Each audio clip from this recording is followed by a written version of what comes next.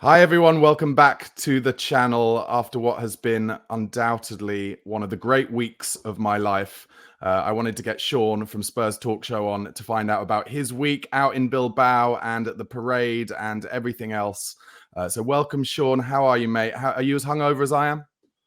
Yeah, mate. I've been hungover since Tuesday. When I first arrived in Bilbao, I went a little bit too hard on the paint, and if I'm entirely honest, I kind of somewhat spoilt Wednesday. But that's the story of my life. I always seem to go too heavy the night before the event, and then end up regretting it. But yeah, it's been one giant hangover that I've been topping up from pretty much for 7 days. So yeah, it's been a fantastic week, mate. Very memorable. Absolutely amazing. And I didn't get out to Bilbao, so tell me and some of my audience who weren't able to get there, like what was it like out there, and what did we miss out on? To be entirely honest, mate, I can't really fill you in on too much, because I went, like I say, I went too heavy on the Tuesday night. When I first arrived, I was there with Henry Wright as my sort of travel buddy, and obviously there was, I don't know, maybe 70, 80,000 Tottenham fans, I guess. In total, there was, just obviously the 25 or whatever that got into the stadium, and then another probably double that, maybe more, that were hanging around. But did it feel like in the city in general there was more Spurs than Man United, or was it quite level? Yeah, 100%. The second that we arrived and checked into the hotel, we were staying in Bilbao, so obviously most other people were having to come in from where, like from God knows where, like San Sebastian and places. Yeah, so we were. I luckily enough booked my flights. Like back in January, I sort of backed the team and got my ticket to the game way back. And I was on the flight with Rio Ferdinand and Glenn Hoddle, and got to meet those guys and Gareth Bale. So it was quite a treat. And then as soon as we arrived, I met Henry, who had arrived a couple of hours earlier, and then we went straight out into the town. And there was we were supposed to be going towards a pub to see the Spurs song sheet guy that had organised something. But somehow we managed to find ourselves in a town square that was just overrun with, I mean, there must have been 7,000 or 8,000 Tottenham fans, all in this kind of like grid system of Bilbao, but in this particular area.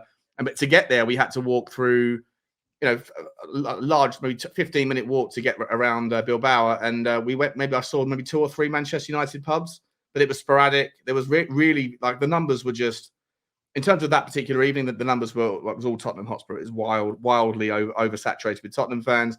Unfortunately, I went too heavy, and then spent most of the day on the Wednesday in bed trying to, hugging a toilet seat, trying to get myself back up. And so I missed out on the fan park and all of the festivities of the actual day. But yeah, it was a fantastic experience. But like I say, I probably didn't handle myself in the most mature way that I could have done. Game itself, obviously, a stink fest. Sorry. Sorry, I interrupted. I think all of that feeds into that kind of narrative that I was afraid of jinxing it all before, but I was speaking to a lot of my Man United friends, and I did talk about it a bit on my videos, just saying I felt like the messaging coming out of Man United and the fact that it didn't feel like their fans were as bothered about it or as up for it as we were, I felt like it would add an extra few percentage points of motivation and desire to the players on the pitch. And I think it all fed into that.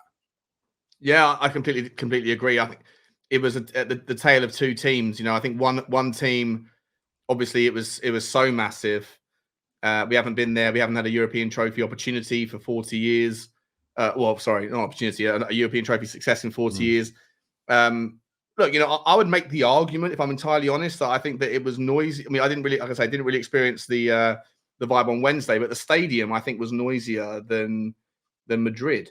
Okay. It was wild. It was so incredibly noisy. The fans were just, I mean, it was deafening. And for what it's worth, I was actually stuck in the Manchester United, or I was in the neutral side, but I was closer to, well, very much in the Man United side. So it was. Were you having to sit on your hands a bit then? No, it wasn't like it was. I mean, look, there were definitely other Tottenham fans around me, but there was absolutely no hostility. Everyone knew there was Man United fans at the Tottenham end. It was just one of those things where anyone gets a ticket wherever they can, and there was no trouble. Well, at least I didn't see any. But yeah, and that's the other thing that kind of, I guess, took the edge off it a little bit for me was I couldn't get down to the celebrations at the end. So it was. I felt a little bit excluded. I felt a little bit separated from it all. But all in all, Barnaby, it was a magical evening, magical moment. I was in Bodo the week or 2 weeks earlier. that was an incredible day out. And a memory that I'll cherish forever.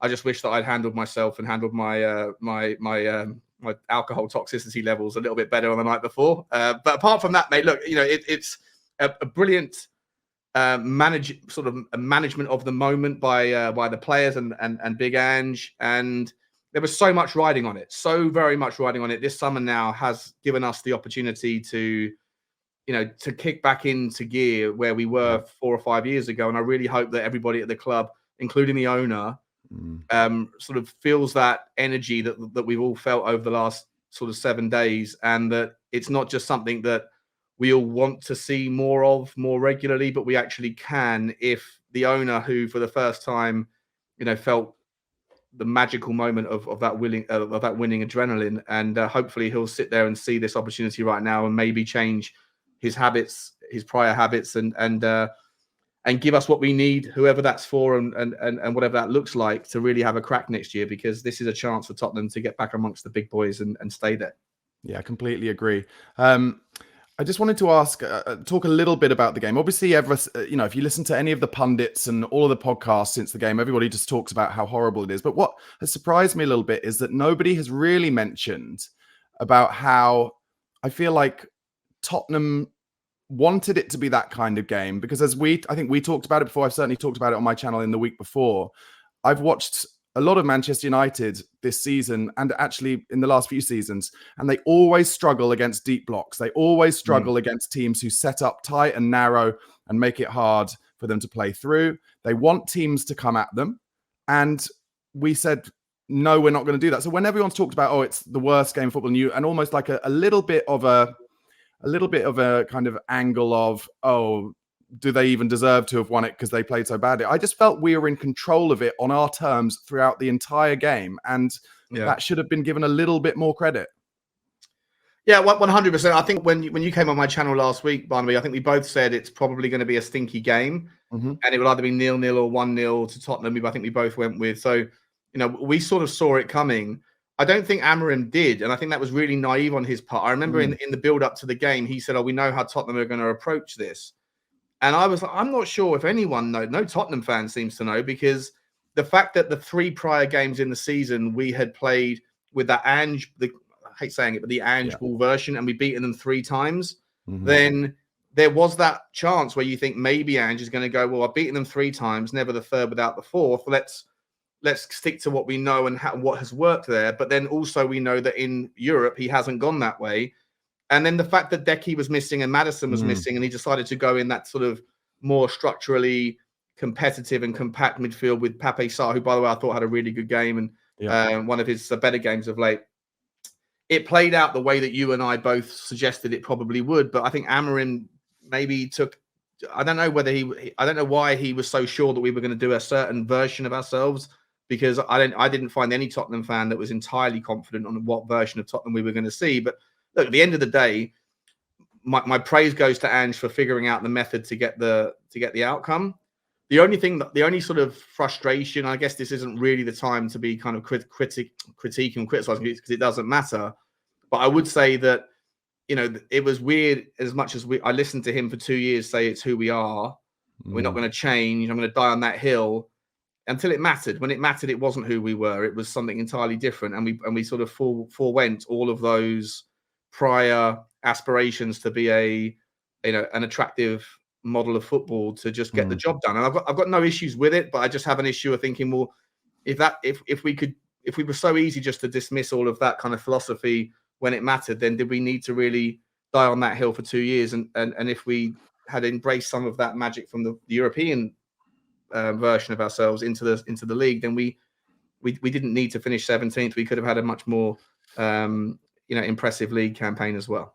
Yeah, it's really interesting, because the only real league game where I feel like we've done that was that Brentford away game where we won 2-0 against a team who we knew were going to kind of come at us with long direct balls and make it really gritty and horrible. But I was listening to, obviously I've been consuming all of the Tottenham content in the last 4 or 5 days.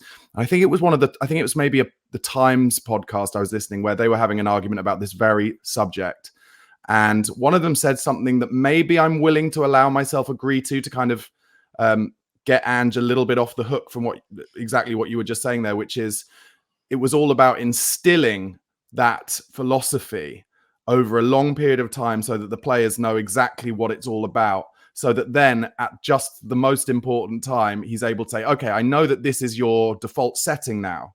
So therefore, I don't fear that if we do this away at Brentford, and then if we do this at Frankfurt and we do it at Bodo, that you're then going to just slip into that in general. And I'm kind of willing on the basis of, I feel like with Ange right now, we're probably all having to do a little bit of kind of narrative bending to kind of, just like I feel he's doing. I think I personally think him saying, oh no, like from January, I made the decision. Oh, we're literally going to sack off the league. I think that's a little bit after the fact. Of course it is, and it's an easy narrative for him to spin. Yeah. So I'm willing to spin a little bit on his behalf on the basis that I do think that the reason that we've won that trophy is because his messaging, more than his style of play, more than his tactical awareness, his messaging in terms of the mental side of it and getting into those players that they could actually do something is why we got over the line. And on that, and that is also the main basis why now I feel like we do have to keep him, because actually whoever comes in is on a bit of a hiding to nothing. And I do think there's a chance for Ange to respin the narrative at the start of next season and say, okay, look, I prove to you that if you go my way, in terms of what I'm telling you in messaging, that you can achieve it. So I'm now going to re-angle my messaging to this, and it's all about the league and the Champions League, and this is how we can do it. And I think the players will buy in. Yeah, I have to be honest, mate. I've gone the other way with it. I've gone thank you next. I'm Ange out. And there's a couple of sort of caveats. So if you sort of work with me here, first and foremost, obviously it doesn't matter how you feel or I feel or anyone else feels. It matters what Daniel Levy feels. And if I'm entirely honest, I think on the balance of probabilities, it's just on playing Occam's razor on what's best for Daniel Levy's and his PR. I think that the most obvious outcome is that he keeps him, because even in a world where you keep him and after 10 games, it's a failure, and we're back to kind of how this season started or how this season has gone, then if he then makes the change, just on the PR argument for Daniel Levy, that at least will be understandable in the eyes of most Tottenham fans. He won, he deserved it, it didn't work out, we go again. If he makes the change to a different direction and justifies it by the league outcome, and that doesn't work, then I think the PR and the heat will be back on Daniel Levy, because those in the fan base that are, very, very happy to move the goalposts will say, why did you change it? The guy brought us a title for the first time in 40 years. Unacceptable. Levy out. So, but putting that to one side, I think just on the idea of merit, and again, I do think that there's absolute merit to the idea. If the club decide to keep him, I think it's fine. I'll understand, and I always look for logical consistency, and I think there's a logic to it. So there's no issue if they go that way. But for me personally, when I see people saying, I ask the question, I ask the polls all the time right now. I do it every day. Are you Ange in or are you Ange out? And I've seen a massive swing to Ange in, and then after yesterday, a massive swing to Ange out. I don't think anyone knows really what the right method is. But when I asked people at the stadium yesterday, and I asked hundreds of people, are you Ange in or Ange out? Most of the people that said Ange in, it was with a caveat or it was with a condition. It was, let's give him 10 games and see how he goes. Let's give him until Christmas, or, it's because it has to be if this is the condition or whatever else. And I'm thinking, well, then you're not really Ange in, right? Because what you're saying is he's deserved it, right? He's given you the best moment of your life as a Tottenham fan. And so he's earned the right. But in terms of if it's on the condition of we'll give him 10 games, you wouldn't say that to a new manager that came in. So if you're saying give him 10 games and let's see, then what you're really saying is I'm not confident that he is the guy. And on that basis, because this summer is the most important summer, I think, in Daniel Levy's tenure, with how we, not just with the opportunity at Tottenham, but the threats, the sort of new world order that's emerging in football. Aston Villa now missed out on Champions League, Newcastle very much in it, Chelsea back in it. There's a lot of things that are happening outside of Tottenham that offer both opportunities and threats, right? So it couldn't be more crucial to get this summer right with regards to how you spend the money, who you buy it with, and who gets to spend it, and what's their vision. And I think that a lot of the people that are Ange in are working with an emotional argument based on what happened last week. Yeah. But I think if they work with their head and if they're honest with themselves and say, do I really think that Ange is capable of doing it at the next level against competition that is significantly tougher and being able to fight on multiple fronts? I think most of them have more question marks than exclamation marks. And that for me is too big of a risk just to give him the chance based on sentimentality. I don't disagree with anything you're saying, and I think that probably shows that there's a lot of merit to what you're saying because, you know, like you said, we're all being reactive at the moment and it is emotional. And, you know, I've had so much stick on my channel in the comments for being reactive this season, and my argument has always been, well, who's the most reactive person involved in Tottenham? It's Ange Postecoglou. So I think we're all pretty reactive. You know, he reacts to people shouting at him from the stands, etc. I just want to add a little hypothetical to what you were saying, though, which is I think if, as the hypothetical, and I'm going to use Maurizio Pochettino, if Maurizio Pochettino was available now, like properly available, I actually think that a lot of us would be more like, thank you, next, because there's somebody there who we would all think, okay, now he can be the one to take us to the next level. And we've seen we've seen how he's done it before. And I'm using him as an example. What I mean is if there was a clear and obvious replacement, and solution, then I think that emotional thing would be less tempting. I agree. But yeah, and that to me is the trigger, right? So like, if someone said to me, actually, I did a poll on a show earlier. I said, for those of you that are Ange out, is it Ange out unconditionally? Like I'll roll the dice and see what Levy gives us, or does it need to be on someone that you think is more capable? And I'll throw, you said Pochettino. I think that one's the least likely because of the United States job and stuff. But Xavi's out of work, right? And he's a manager that has a youth pedigree or youth development pedigree, and he's comes with a bit of a brand, a gravitas. So that might be interesting. Never managed in the Prem though. That's exactly. Yeah, there's risk there. Oliver Glasner as well. That's maybe difficult to price. There's a few names out there, but if you just said to me, do you want another year with Ange, or do you want, I don't know, for want of a better example, Marco Silva? I think I know he's staying at Fulham now, but I would say no, thank you. I'll stick with what I've got. I think that to me isn't juicy enough for the squeeze. Exactly, and also I've basically been saying for the last day, I feel like if the decision has been made, then I thought it was going to be 9 o'clock last night or 9 a.m. this morning, basically. And the fact that it hasn't happened like that, and there have been a few, I don't know if you've seen them, there have been a few little, I mean, I don't know how much to believe into them, but a few little ITK things coming out in the last hour or so that I'll discuss in a second. But I think the fact that that hasn't happened means that Daniel Levy isn't sure. And therefore, that also means that's a danger of this going on into the summer and making everything a lot worse. And we've had those situations of 150 days without a manager and all that shit a few times in the last 5-6 years, and we cannot afford to have that. I agree with you that this summer is so important, and that is again where right now I would add to it as that I'd rather have Ange making those phone calls to the potential players and saying, doing what he does best, which is saying, all right, Mike, this is what I think of you and all that shit. And that the ITK stuff that I've read has basically said they had a dinner last night. Sonny was there as well, apparently. Listen, I don't know how much to believe into it, but that Ange is really angry, basically. That Daniel Levy is really angry with our finishing position in the Premier League, but that he has basically said to Ange, we're going to stick with you.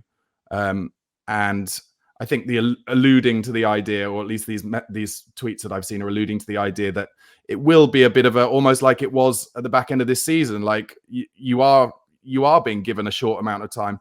But I would also say we've seen from Daniel Levy before with Nuno that in reality, if you fuck up after 8 games, you're out anyway. But that's again, like, to me, not only are we guilty then of missing the managerial bucket, right? All of the good talent is gone. You'll be scraping in the bargain basement section of the supermarket, and that's problematic. It's also problematic that we have, I would argue, I know that we've given up 30 million quid in merit money from the league position relative to last season, but in terms of everything else, with the doubling of non-match day events, with the Champions League revenue, there's another 15 million pound we might be able to win from the Super Cup in August. There's a lot. There's so much money. Did you ever think we'd be in the European Super Cup final? It's something that basically isn't. I will say this. I remember when we got to the Champions League final, and at one point I thought, oh my God, we might play in the European Super Cup final. How mad would that be? Sorry, if we win that, by the way, I'm going to be booking my flights to Rio for 2029. We'll be in the World Club Cup. So there's all sorts of things on the that are up for grabs here, and that to me it's just that they're just small examples of the levels of magnitude of how important this is. And let's be entirely honest, right? So I think that there are, we don't know when. I think Vinny's not coming in until next week. right? Ange is away on holiday now, probably for 2 weeks. So if the decision hasn't been made already, then it won't. And to your point about the ITK stuff, if there's truth to that, then okay. Obviously, we don't know if Paratici's coming in. If he is, then he's not coming in until the 1st of July. By that point, we're almost on our pre-season tour. So that I always worry about being left behind the 8 ball, because other clubs seem to be thinking about their summer when they're in spring or in winter. They seem to forecast their plans. And I always feel like this is a criticism I have for Daniel Levy, and I'm someone that supports him more than most. I always feel like the club doesn't operate as a £4 billion valued company in the phasing. Like, it's almost like we don't start the phase 2 until phase 1 is finished, whereas a lot of other people are thinking about what's coming before it arrives. And it annoys me a little bit that I see Manchester United that have closed the deal for Cunha that probably started back in February. Is it not also, sorry to interrupt, is it not also because we're always having to rip up the plans for phase 1? So, like, well, yeah, 100%. At the moment, Vinay coming in and Scott Munn potentially leaving and Paratici coming back in. Like, listen, we're only ever getting kind of secondhand ITK information. But if it is how we're told it is, then you're absolutely right. That could have all been done 6 months ago. I mean, I will say Vinay has been at the game. So you imagine that Paratici and him are kind of already working anyway. But the joined up thinking, where I agree with you on Levy, and, you know, as you know, I'm also more supportive of him than most.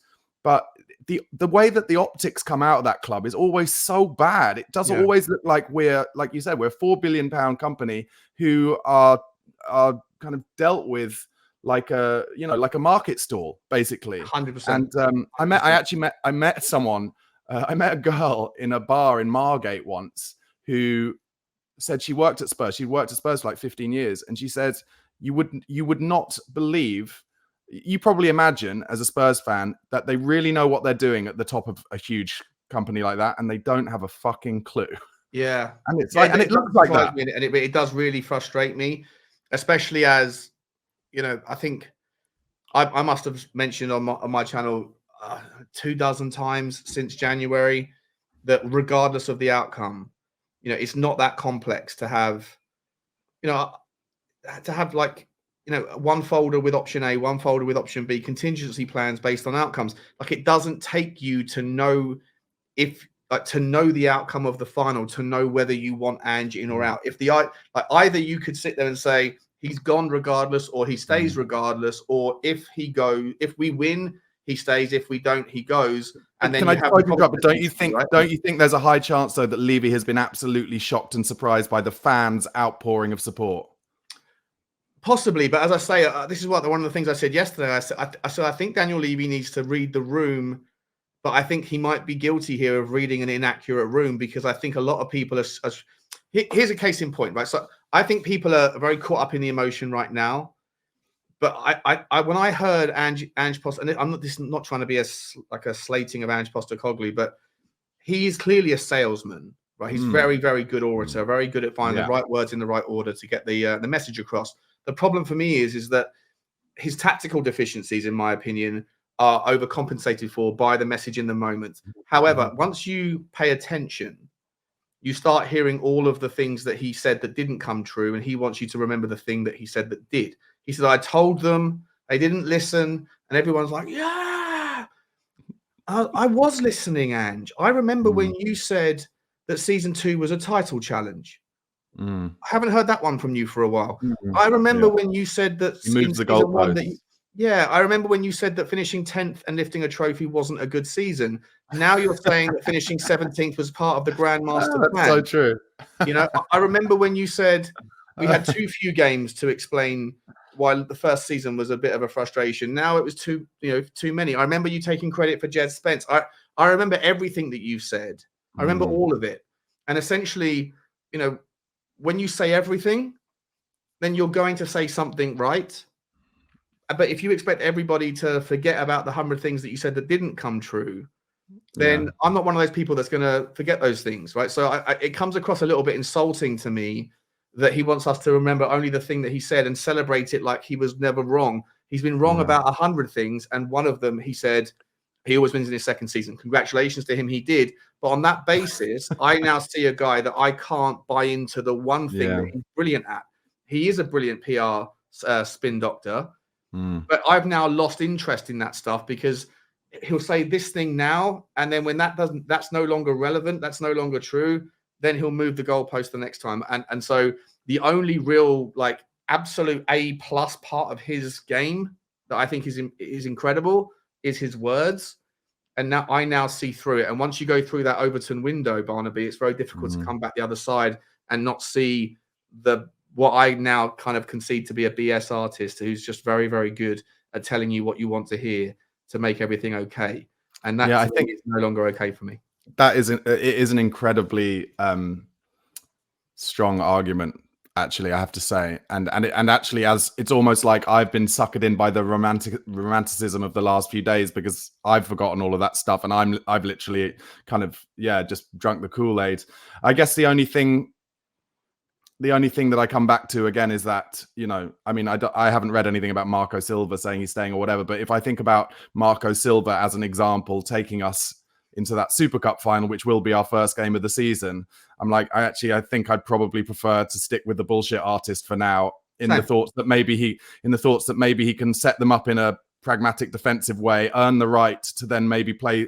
And actually, this is something that if Ange came out now in an interview and said, listen, I got it wrong. The way that I set teams up doesn't work how I thought it would in the Premier League. And I've realized that what I need to do is go into games and earn the right to play the football we want to play by staying compact and staying tight in the first 50 minutes, trying to get the first goal. That would get me back in. That honesty, not spin, that honesty would get me back in. He's never going to do it because he's a proud Australian man who wants to, who doesn't want to be wrong, right? So that's where his age counts against him, I think, because I feel like a more modern day manager might be more willing to go on that journey, whereas he's more old fashioned, where he's like, oh, you can't show weakness. You can't. The thing that I have to say, and you've given some amazing examples in this conversation, but the thing where he keeps saying, oh, it doesn't affect me. It doesn't affect me. When we see a million examples of how it affects you in a way that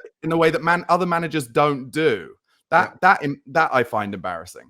Yeah, I think he's like I say, he's a guy who's got he's always got there's a difference between excuses and explanations, right? But depending on who you ask, if someone's done something wrong, a justification or an excuse is an admittance of guilt. An explanation is a sidestep around it, and ultimately the outcome is the same either way. It's just whether or not the person who's listening, how they accept it. And for me, as I say, at this stage, I'm very grateful for what he achieved. But look, at the same time, mate, and I'm not in any way trying to undermine or diminish the value of the trophy. It is the third best trophy that Tottenham could win, for sure. Yeah. And it's been 40 years since anyone's done it. And he's not responsible, nor is anyone else, for who you have to play to win it. But at the end of the day, nobody in that tournament that we had to play would have finished anywhere north of 15th in the Premier League. I think there's a gap between the gravitas of the trophy and the challenge that it presents to win it. And I think that when you don't have that opportunity next year it will be Aston Villa's opportunity. And I think that they will all equally, probably in all likelihood, win the tournament, absent some, disaster. But Tottenham have to fight on the most difficult fronts next year. And this season has proven that come up against the biggest opposition, and most of the time we haven't done too well. So that's why I lean towards, if there is a good option, then I'm very much, thank you, Ange. Look, there's no better time now for you to leave. Your legacy at Tottenham will be a champion. If you stay and next season starts horrendously, then you will tarnish your reputation to a degree similar to how maybe Hugo Lloris did. If Hugo Lloris had left Tottenham a couple of years earlier than he did, people would remember him as our longest serving captain in most of our lifetimes, and a champion that or a great keeper that almost got us there. As it was, he stayed too long, walked off the pitch at halftime, 5-0 down to Everton, never to put his gloves on again. And most people now think of him as injured. Yeah, right. So I could also make the argument, and this is saying this with like a heavy chest almost, that there's probably no better time for Sonny to leave than right now. He's at some point you have to sunset the story, and what I don't want to see is his decline, which I think everyone can agree has happened. I don't want to see it tail off into the point where we start to remember the older version of him. At some point, it's a nice time to say goodbye. And what a story! 10 years captain, and you finish with the Europa League champ, because it's going to be very difficult to better this right from here for the years that he has left. It's going to be very difficult to finish with a better story or better ending. So why not go out with a bang like that one?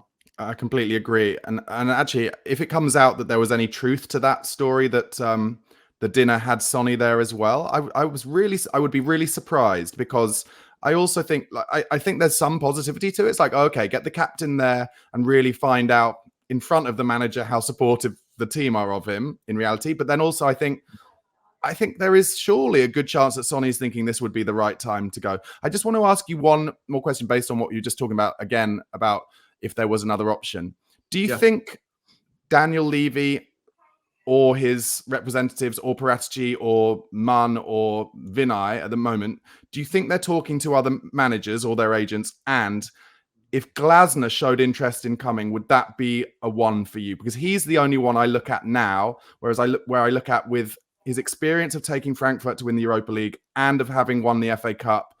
And I've watched them play various times, but especially at the Etihad, where they play beautiful football and should have been 3-0 up. I think actually he has got all of it, including the kind of seemingly like the man management style, but without the kind of Conte-esque, arseholeness that could really take it on in quite a smooth way. But what do you think? Yeah, I love Oliver Glasner. I'm surprised how quickly he got Crystal Palace into being the monster outfit that they're becoming. I think he's proven to be a developer of talent. I think you can look across that team, and it's more easy to find players that haven't improved than it is to find players that have. I'd love to see him come in. I would. And like I say, I did a video about his mentor, a guy called Reutinger, that said that he thinks that he's gonna, as far as he understands, he wants to go to Tottenham, or he's going to land at Tottenham. I think that. Yeah, so for him, he's a name I'd love to see. Xabi's a name I'd love to see. I hear your point. He doesn't have a Premier League experience, but I think he also has that kind of key ingredient of developing youth players, which I think is really important given where Tottenham are at in their own project and the repositioning of our transfer strategy. And obviously, at the top end of the scale, if you were to look at someone like an Inzaghi, not that I think you could get him out of Inter, but that would also be something that would make my mouth water. There's a couple of others. If you want to go down the younger path, there's a guy called Edin Terzic. Ex-Borussia Dortmund guy who's out of work right now. I really like him. I like the fact that he changes his tactics in game more times, I think, in one match than probably quite Ange a lot of people don't like the idea of him, though, do they? They fear that he's maybe a bit too pragmatic. Yeah, he's also he definitely leans that way. But then I think a lot of managers base their tactic around just making sure that the defense is solid first, which I think is the right way to go, and then everything can flow from there depending on how you work. For example, Inzaghi is known as being fairly pragmatic, but his Inter team scored the most goals in Serie A last season and conceded the fewest, right? So it's a nice baseline, I guess, of making sure you're solid at the back. And I think that Tottenham's defense, obviously we don't know what's going to happen with Romero, but Tottenham's defense on paper, I think, is probably second or third best back five in the league. So we shouldn't be anywhere near conceding as many goals as we have. So there's like 3 or 4 names that I'd be more than happy with, but also at the same time, like I say, none of them are without their risk. None of them are without problems. I think Terzic is a control freak. I'm not sure if there'd be a too many Chiefs situation maybe with him. So yeah, Glasner would probably be my number one choice as well. But the problem with the whole Crystal Palace link thing is that it seems like Tottenham, first of all, Steve Parish is a nightmare to negotiate with, and yet Tottenham, according to reports, will be after Eze, Gahey if we lose Romero, possibly Adam Wharton, and also the manager Oliver Glasner. And so I find it very difficult to believe that Steve Parish would allow Daniel Levy to basically decimate his entire playing staff and managerial goldmine in one summer. So, I don't know how that all figures itself out, but there's certainly some value in the Palace ranks for sure. Yeah. Okay, mate. Just before we go, let me just ask, it's worth kind of mentioning yesterday's game, I guess, a bit. I actually, this shows how little I know ball, which is I've been saying all week after the final. I thought we were going to destroy Brighton because the pressure would be off, and, they're elite athletes. So having a day to get over a 3-day binge would be fine and whatever. And in the first half, I thought, listen, this is coming true. I knew it, I knew it. And then at halftime, it looked like they were in concrete. in the second half. Sorry. Yeah, it wasn't great, mate. To be honest, I left the stadium at the in about the 75th minute because I'd seen enough. Yeah. The question I was going to ask. Sorry, the question I was going to ask is: did it actually change your, move your dial in terms of how happy you've been since the win at all? It didn't change my dial. No, like I didn't really care about the game, but I do think it was a bump down, like a gravitational pull back to earth for a lot of fans. As I said on my channel, I've been doing a lot of like polls by the day. Are you Ange in, Ange out, or Levy in, Levy out? How's that stuff all changed since the cup win? And there was violent swings towards Ange in, and then yesterday it was wildly the pendulum went right back over towards Ange out. Everyone was saying, he's got to go. And I was like, what's changed in 24 hours? Like there was, it was on the day before when I was saying, look, I'm Ange out, if I'm honest, like that's how I feel. But for all the reasons we just explained, there's conditions. And the amount of hate I was getting. And then yesterday it was all, Sean, you're spot on, bang on. And I, either I was just streaming at a different time and there was a different audience watching, or yesterday meant more to other people than it did to me in terms of bringing people back to reality that the Premier League is a leveler, and that once again conceding 4 goals at home is just unacceptable. I think it was like you've split up with someone for a year, you're in a toxic relationship, then you go for a drink with them, and then you're reminded suddenly very quickly how toxic it was. And I think that's probably what happened. We were there we were there Wednesday night. We watched the game Wednesday night. We saw a team of players, as we have done in all of these knockout stages, to be fair, certainly since the away game at AZ, who clearly are putting it in 110%. And then we've been reminded of how much fucking shit we've watched in the Premier League where they're literally putting in 75%. And that's what was happening in the second half. And I get it. They were knackered, fine, but they were just jogging. Yeah. I mean, the performance wasn't memorable. I couldn't really tell you much of what happened in the second half, to be entirely honest.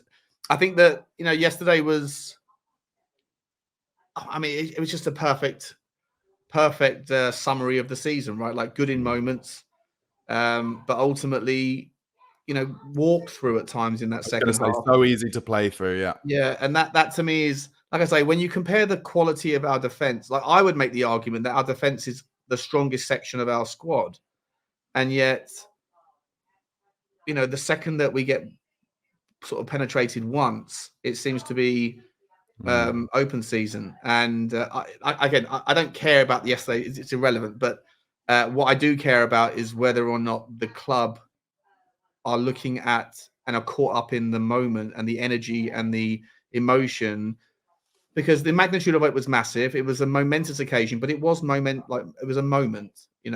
Like the trophy's in the cabinet now. It's time to get back to work. Friday night was a brilliant night out with the boys, but let's get back. It's Monday morning. We've got some work to do, and the work starts here. And what I'm really concerned about is who it is that's making the decisions, why there isn't clarity on any of those things already.